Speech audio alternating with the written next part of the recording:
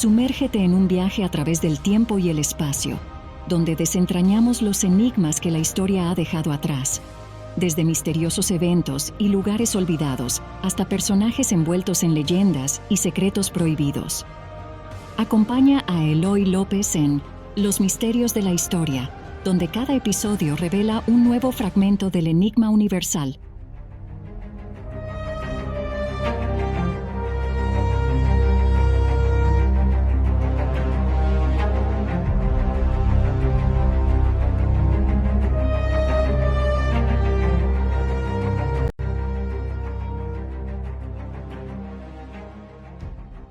Los Médicis fueron una de las familias más importantes del Renacimiento italiano, de extraordinaria influencia en el arte, el comercio y la religión. Sus despiadadas tramas de influencias y alianzas les procuraron muchos enemigos que los querían apartar del poder. En 1478, sus rivales se unieron para matar a los hermanos Lorenzo y Giuliano de Médicis en la Catedral de Florencia, el Duomo. Durante 500 años, la versión popular del complot se interpretó como una disputa entre dos potentes familias, los Médicis y sus rivales, los Pazzi. No hay duda de que miembros de la familia Pazzi mataron a Giuliano y casi también consiguieron eliminar a Lorenzo. Pero en realidad el crimen de hace 500 años es un caso sin resolver. ¿Realmente fueron los Pazzi los cerebros de este intento de asesinato y solo fue una lucha local entre familias? En el año 2000, un estudiante de la Universidad de Yale, Marcello Simonetta, encontró una carta secreta en los archivos de Urbino que señala a las fuerzas impulsoras de este sangriento hecho, describiéndolo como una compleja conspiración con tentáculos que llegaban hasta el papado. ¿Escuchas el asesinato de los Médicis?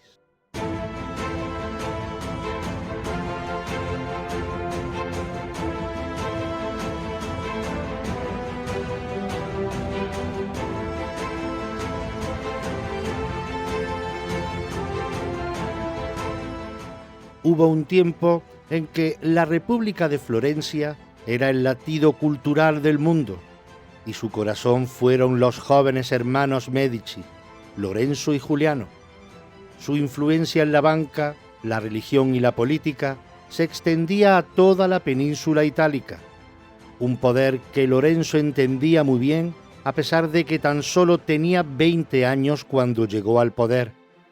Culto, refinado, brillante y audaz, muy seguro de sí mismo y dotado de gran inteligencia, Lorenzo de Médicis, digno nieto de Cosme, realizó durante su principado, 1469 al 1492, el ideal del Renacimiento italiano.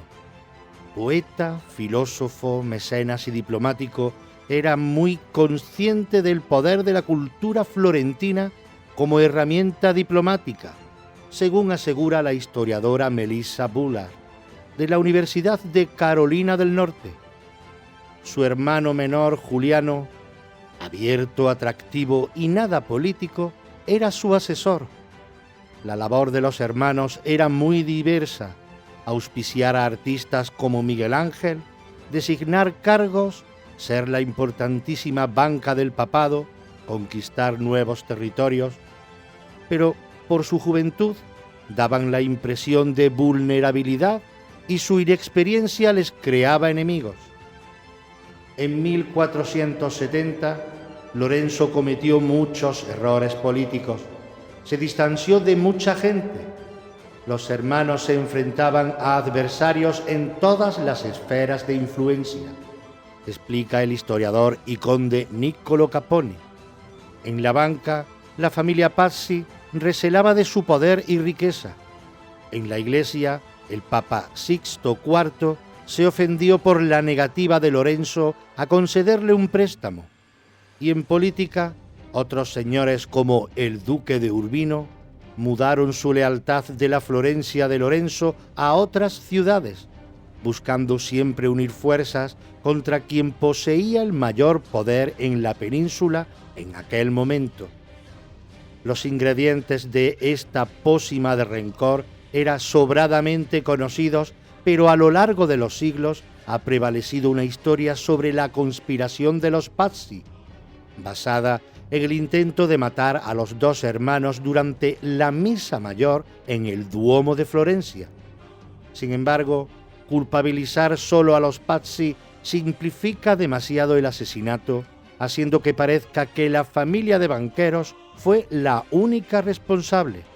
El historiador Marcello Simonetta comenzó a investigar aquel suceso tras el descubrimiento de una carta escrita en 1478 por Federico II de Montefeltro, noveno conde y primer duque de Urbino, supuesto amigo de los Médicis, a Cisco Simonetta, regente de Milán e importante aliado de Lorenzo de Médicis, además de antepasado renacentista del historiador. Investigando la vida de su antepasado, encontró esta carta, un descubrimiento que aumentó su curiosidad. Marcello Simonetta entonces comenzó una búsqueda para reconstruir los acontecimientos anteriores a la conspiración y encontrar pistas sobre el artífice de la trama. La siguiente pista se la aportó una segunda carta del duque de Urbino, indicando a Ciccio que tuviera cuidado con Lorenzo y advirtiéndole que no era un aliado seguro. La carta describía a Lorenzo como enemigo secreto de Ciccio Simonetta, explica Marcello Simonetta, actual historiador y profesor de la Universidad Wesleyan. El duque de Urbino había capitaneado operaciones militares de Lorenzo y actuaba a dos bandas, poniendo a Ciccio en contra de Lorenzo. Esta contradicción le hizo pensar a Marcello Simonetta que el duque tenía la clave del misterio sobre el artífice de la llamada conspiración de los Pazzi. Pero una cosa eran sus suposiciones y otra muy diferente, conseguir las pruebas del complot.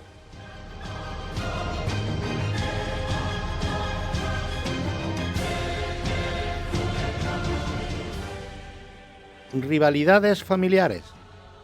En el siglo XV, Italia distaba muchísimo de ser un país unificado, cosa que no alcanzaría hasta la segunda mitad del siglo XIX.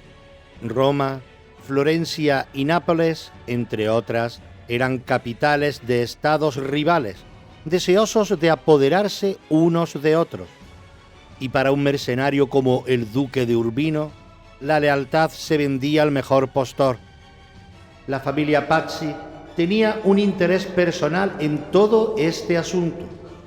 Querían ser los sustitutos de los Medici, porque era el clan con mayor poder financiero de Florencia después de los Medici. Había una competición directa entre las dos familias, señala Marcello Simonetta. En la época de Lorenzo el Magnífico, Florencia era el principal centro financiero europeo, pero se había quedado demasiado pequeña para dos familias tan ambiciosas como la de los Médicis y los Pazzi. No hay duda, el poder de Lorenzo molestaba a la familia Pazzi, porque ejercía el patronazgo político. Lorenzo era el padrino de Florencia, intercambiaba favores por poder y dinero y gobernaba la ciudad, aunque sin cargo oficial, controlando a la gente y sobre todo la elección de cargos. Era un sistema político fundado generaciones atrás, desde que a principios del siglo XV su abuelo, Cosme el Viejo, subió al poder, ofendiendo a muchas familias establecidas con anterioridad en Florencia como los Pazzi. Los Medici se convirtieron en los principales banqueros y comenzaron a desarrollar empresas comerciales en las más importantes ciudades, no solo de Italia, sino de toda Europa, y sobre todo operaban en Roma. En Roma desarrollaron lo que se convirtió en la auténtica base de su riqueza, proporcionando servicios financieros al papado, explica la historiadora Melissa Bullard. De hecho, los Médici se convirtieron en los banqueros favoritos de la poderosa Santa Sede, y a mediados del siglo XV su banca obtenía más de la mitad de sus beneficios en Roma. En 1430 y 1440 tenían mucho más dinero que ningún otro banquero de Europa, que en aquel entonces era decir del mundo. El joven Lorenzo de Médicis no dudaba en hacer valer sus influencias y poder. Como buen político, manipulaba el sistema colocando a sus amigos en los puestos clave, en detrimento de familias más importantes y establecidas como los Pazzi, a quienes Lorenzo tenía miedo.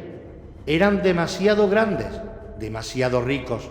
No se atrevía a darles un puesto político en Florencia. Podía perder el control y por eso les hacía el vacío.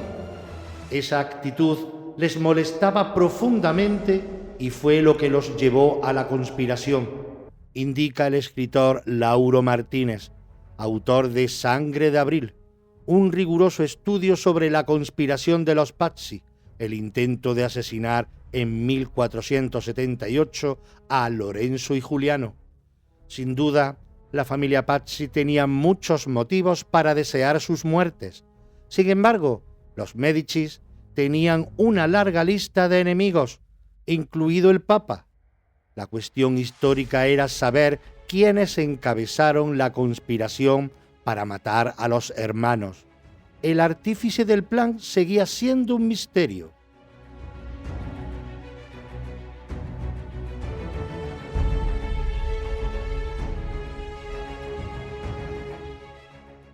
La carta secreta. Marcello Simonetta, como un detective, siguió la pista hasta un archivo poco conocido en Urbino, la ciudad natal del duque que guardaba su correspondencia desde 1470 y que nunca antes había sido estudiado. Tras años de incesantes negociaciones, Marcello logró acceder al archivo y allí encontró una pequeña carpeta con cartas del siglo XV. La carpeta se había guardado en una caja aparte. Sabían que contenía algo importante, pero no sabían qué era, explica. Reconoció inmediatamente la letra de la Cancillería de Urbino y una carta en especial le llamó poderosamente la atención. Era muy larga y no tenía ningún sentido. Era un incomprensible enredo de símbolos. Algunas frases eran un poco abstrusas, de construcción rara, porque, a diferencia de las cartas que ya había estudiado en Yale, esta carta estaba codificada, repleta de números, letras griegas y símbolos variados. Aunque no podía descifrarla, la fecha le resultó intrigante: febrero de 1478, apenas 2 meses antes del intento de asesinato de los todopoderosos hermanos Médicis. La carta estaba dirigida al embajador del duque en Roma. Su misión era leer las cartas palabra a palabra al Papa.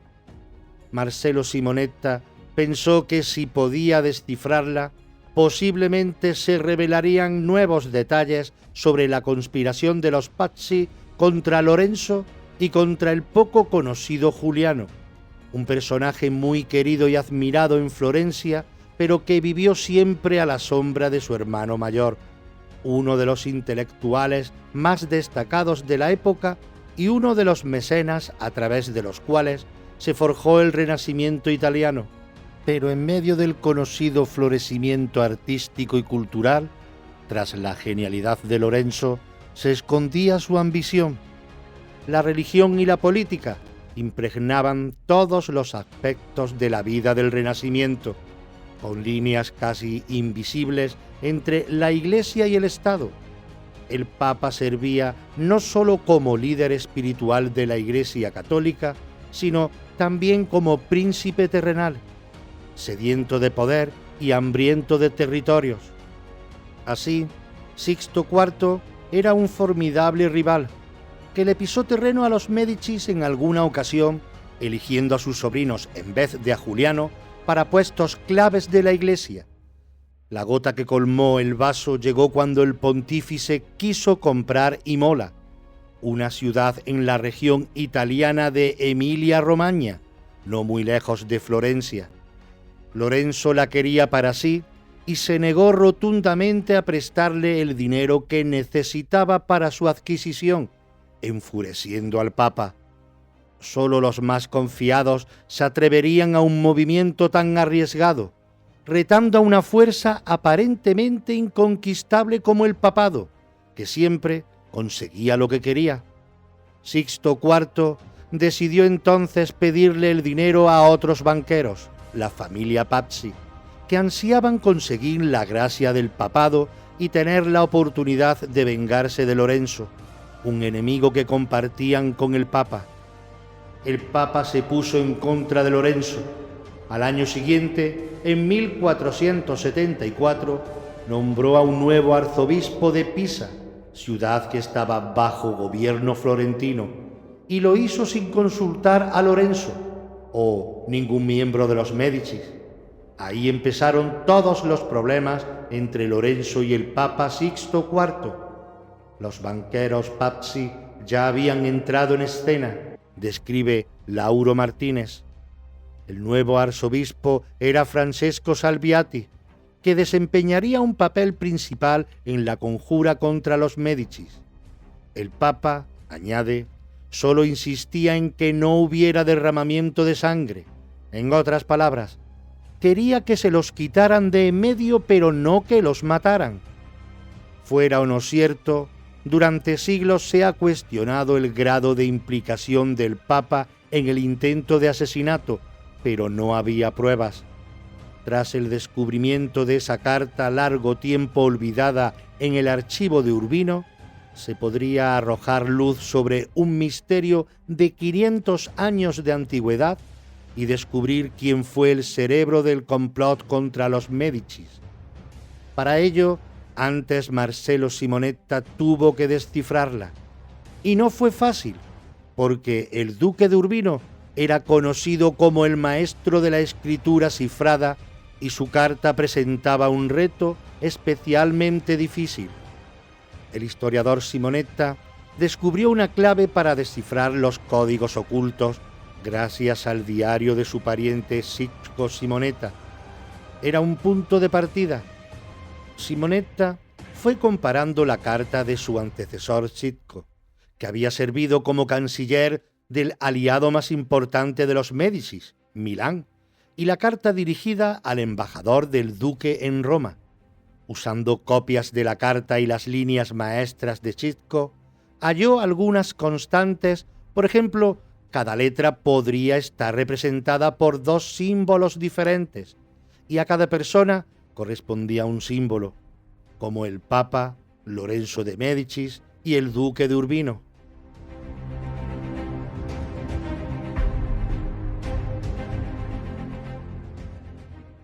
La deslealtad de Federico de Montefeltro. A lo largo del siglo XV, Florencia competía por ocupar su lugar en las cambiantes fronteras del sur de Europa. Como en un juego de ajedrez, cada gobernante vigilaba los movimientos de sus vecinos. Por ejemplo, Lorenzo temía que Nápoles pudiera unirse a Francia para invadir Florencia. El objetivo de Lorenzo pasó por mantener unidos a todos sus aliados. Lorenzo estaba seguro de que, si algo le ocurría a su ciudad, las fuerzas milanesas intervendrían en su ayuda. Esas tropas protegían su régimen, indica Riccardo Fubini, historiador de la Universidad de Florencia. La conspiración de los Pazzi ocurrió precisamente cuando se rompieron todas esas alianzas. Esta inestable situación diplomática creó grandes oportunidades para mercenarios como el duque de Urbino. Era usual que los soberanos de pequeñas ciudades-estado redondeasen su presupuesto sirviendo como condottieros, es decir, jefes de pequeños ejércitos o bandas armadas que alquilaban sus servicios al mejor postor. Federico de Montefeltro era uno de tantos que combatían a las órdenes de señores o repúblicas más importantes, como el Papa, el rey de Nápoles, el duque de Milán, Florencia o Venecia. También podía suceder que estos militares mercenarios utilizaran sus poco limpias ganancias en la guerra para ser protectores de las artes y las humanidades en sus propias ciudades. Ese era el caso, por ejemplo, de Ludovico Gonzaga, primer marqués de Mantua, mecenas de Mantegna, o del propio Montefeltro, que quiso hacer de la diminuta Urbino un centro artístico de gran nivel. Federico había recibido una exquisita educación en la afamada Escuela para Príncipes del humanista Vittorino de Feltre, en Mantua, y se había formado militarmente con un general prestigioso, Niccolò Pincinino, por lo que el florentino Vespasiano da Basticci lo consideraba el príncipe ideal, que combinaba la vida contemplativa con la activa.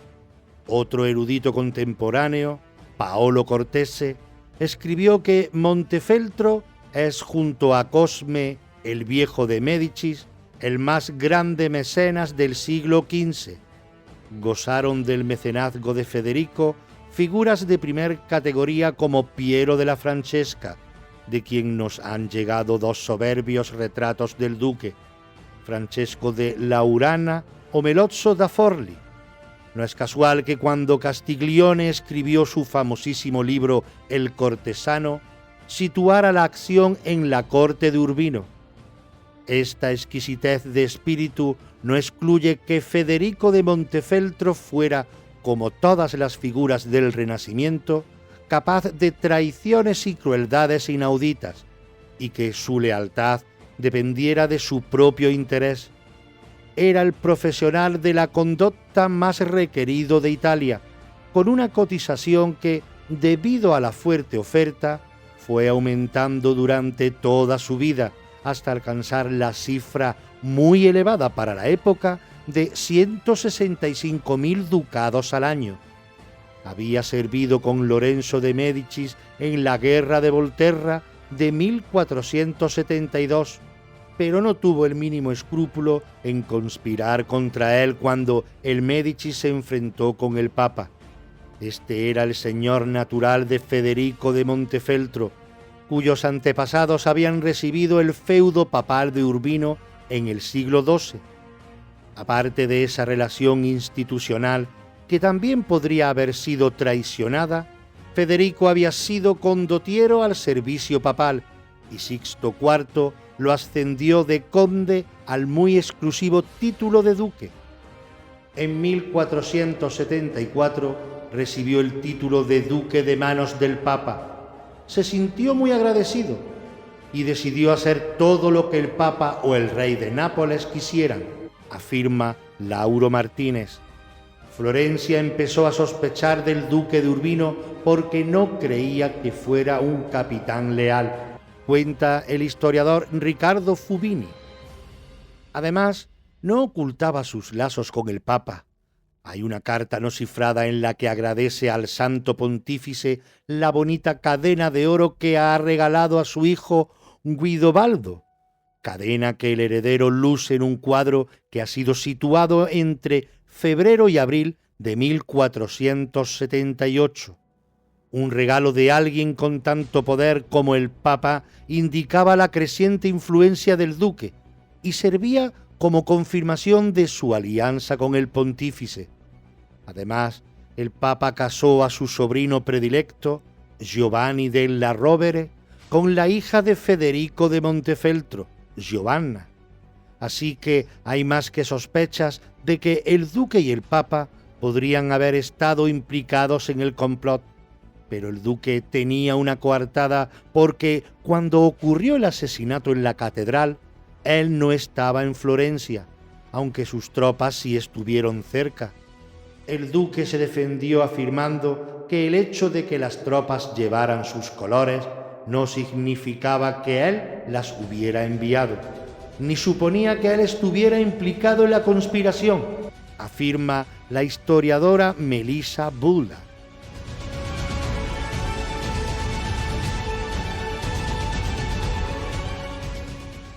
poder, traición, venganza y violencia. ¿Qué saben los historiadores de los hechos ocurridos en Florencia el 26 de abril de 1478?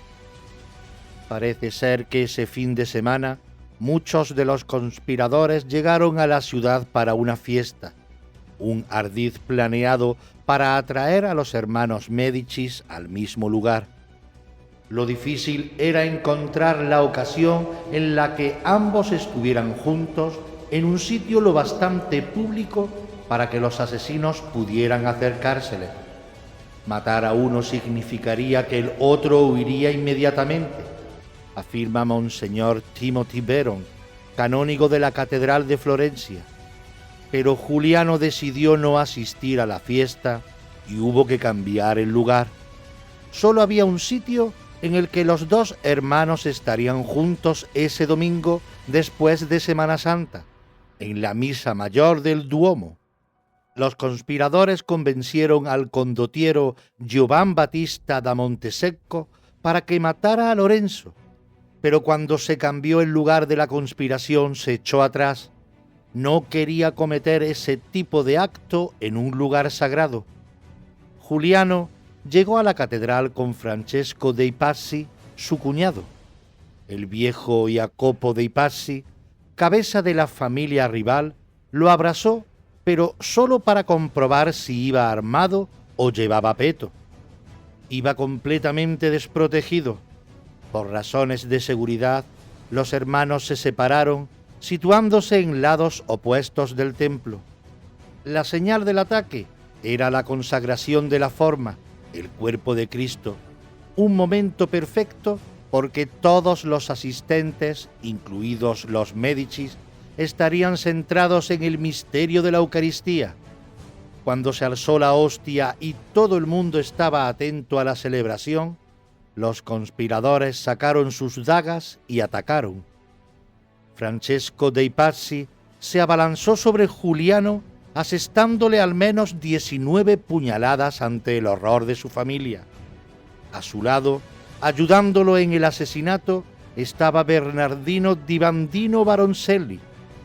Otro grupo encabezado por 2 sacerdotes atacó a Lorenzo. Se abalanzaron sobre él como para apuñalarlo con una daga corta. En ese momento, Lorenzo se dio la vuelta y se cubrió con la capa, instante en el que fue herido detrás de la oreja. Entonces, los seguidores de Lorenzo lo rodearon defendiéndolo. Se movieron rápidamente hacia la sacristía de la catedral, cerrando las puertas de bronce, y le salvaron la vida. El guardaespaldas de Lorenzo fue alcanzado, y Juliano yacía muerto mientras su sangre regaba el suelo sagrado de la catedral. La noticia sobre el intento de asesinato se extendió por la ciudad mientras Jacopo dei Pazzi se dirigía al palacio de la señoría gritando «¡Libertad! ¡Libertad!», la clásica invitación a la sublevación contra los tiranos.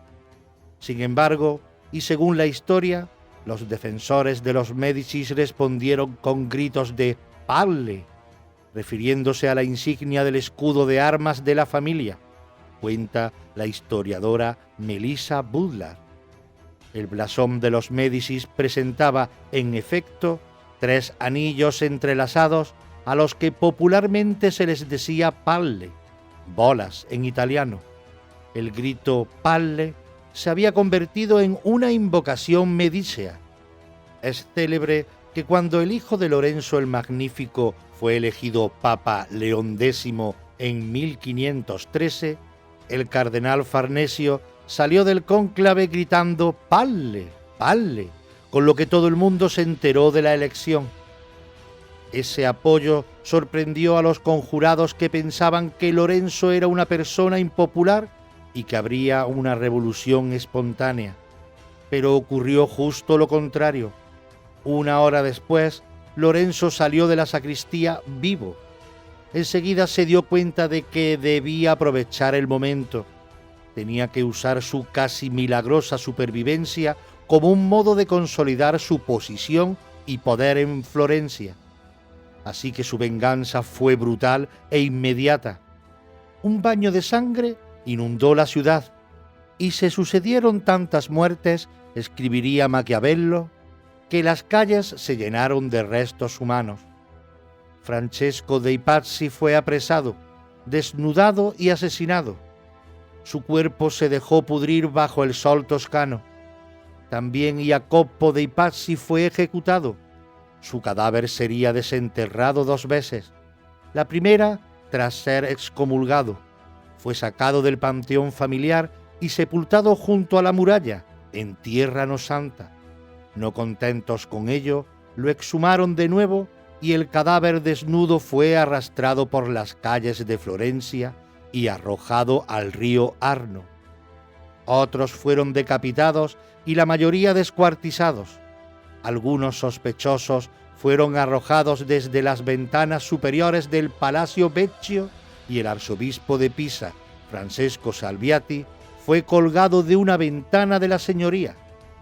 Lorenzo se aseguró de que todos supieran que no toleraba a los traidores y fueron asesinados sin piedad los que tuvieron la más mínima relación con los conspiradores. La ciudad era un completo caos. Mataron a un total de 100 personas, señala Marcello Simonetta. Todas las ejecuciones se hicieron en el corazón de la ciudad. La idea era mostrar al populacho lo que le ocurría a ese tipo de gente y dar una lección a otros posibles miembros de la oposición política en Florencia, explica Lauro Martínez. Al resto de los miembros de la familia Pazzi los secuestraron y les confiscaron todas sus pertenencias para venderlas, hasta el punto que pasaron a la clandestinidad. Algunos incluso cambiaron de apellido. Lorenzo pretendía extinguirlos y borrar su recuerdo para siempre porque él y su entorno responsabilizaban de todo a los Pazzi. Ese día de abril de 1478, Botticelli y Leonardo se hallaban en Florencia y plasmaron la venganza de Lorenzo en su obra. Leonardo dibujó a Bernardo Bandini Baroncelli ahorcado y Botticelli pintó a los más importantes conspiradores en la fachada de un edificio principal como parte del castigo. Que Lorenzo viviera iba a cambiar la historia. Le esperaban hechos memorables por delante, ayudando a su hijo y a su sobrino a convertirse en papas, León X y Clemente VII respectivamente.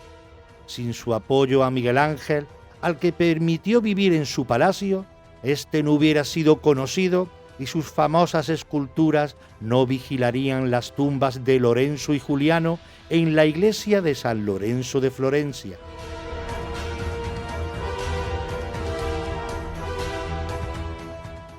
El código cifrado al descubierto. Si volvemos a las últimas investigaciones para descubrir quién fue el artífice de la conspiración para matar a los hermanos Médicis, el descubrimiento de Marcello Simonetta del código de una carta escrita por el duque de Urbino ha sido fundamental. Sus primeros experimentos fueron con grupos de letras y palabras, o lo que parecían palabras, explica, porque realmente no sabía dónde empezaban o terminaban. Para ayudarlo a ver el código de otra manera, Marcello Simonetta asignó un número a cada símbolo. La frecuencia de los números le ayudó a encontrar una serie de símbolos repetidos. A los caracteres que más se repetían les asignó una vocal. Ya que la letra A es la más común en italiano, la sustituyó por los símbolos que más se repetían. Y como por parte de magia, del galimatías empezaron a aparecer algunas palabras. La palabra resultante era la sua santità, que significa su santidad, el Papa Sixto IV, a quien iba dirigida la carta, explica.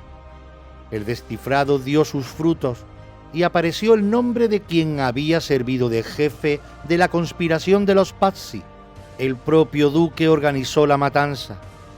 El duque de Urbino decía en la carta: «Hazlo, deshazte de Lorenzo en cuanto puedas. Yo te enviaré mis tropas y te ayudaré a escapar». era la prueba que Marcello Simonetta buscaba. Esta carta cifrada demuestra que el Papa estuvo informado en todo momento. Tuvo que saber que los soldados estaban implicados y que se iba a usar la violencia contra los Medici. Federico de Montefeltro expuso la situación política. Explicaba al Papa que había que hacerlo rápido y bien, porque si fallaban, los implicados tendrían problemas. Después describía asuntos prácticos como el envío de las tropas, asegura Simonetta. Según este historiador, la carta detallaba que las tropas estaban listas, esperando sostener al nuevo régimen, dirigido por marionetas de los Pazzi. El problema después del asesinato habría sido establecer algún tipo de orden en la ciudad, y de eso se habrían encargado tropas de Federico de Montefeltro. Expertos militares como el duque habrían ayudado a coordinar el golpe. Eso significa que el duque, no los Pazzi, había planeado el asesinato y la estrategia. Tuvo los medios, los motivos y la oportunidad de llevar adelante el violento ataque. Cada vez estoy más convencido de que sin su ayuda, sin la garantía militar que proporcionó a toda la operación, probablemente los conspiradores no se hubieran atrevido a hacerlo, asegura Simonetta. Descifrando la carta, el profesor Simonetta ha arrojado nueva luz sobre el hecho de que la conspiración no fue una trama local urdida por la familia Pazzi contra sus rivales de Florencia, los Medici, sino que implicó a muchas de las grandes figuras diplomáticas y políticas de Italia, indica Melissa Bulda. El resultado de esta investigación ha sido alterar la visión de la conspiración que se tuvo durante siglos. Pasó de ser una contienda familiar a una intrincada trama encabezada por políticos fuera del territorio florentino. Además, este trabajo trazó un perfil diferente del duque de Urbino. Los habitantes de Urbino lo consideran un santo, a partir de cómo lo representaron los eruditos del Renacimiento. No creo que el descubrimiento lo convierta en un demonio, pero sí demuestra que fue un político implacable, dice Marcello Simonetta. Pero ni Federico de Montefeltro con su intriga, ni Lorenzo el Magnífico con su brutal represión, hacían nada fuera de lo común en su tiempo. El Renacimiento supuso un extraordinario avance de la civilización. Se desarrollaron no solo las artes, sino también las humanidades y las ciencias. Pero esto no excluye que fuera una época en que la política estaba impregnada de inmoralidad y que la crueldad constituyera una actitud aceptada, como lo venía siendo desde la antigüedad y seguiría siendo hasta finales del siglo XVIII.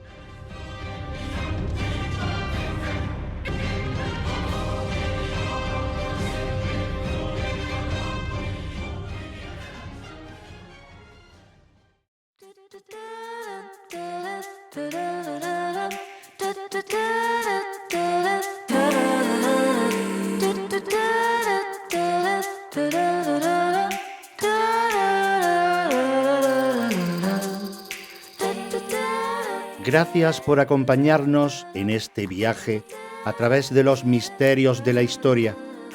Esperamos haber despertado tu curiosidad y haber aportado nuevas perspectivas sobre los enigmas del pasado.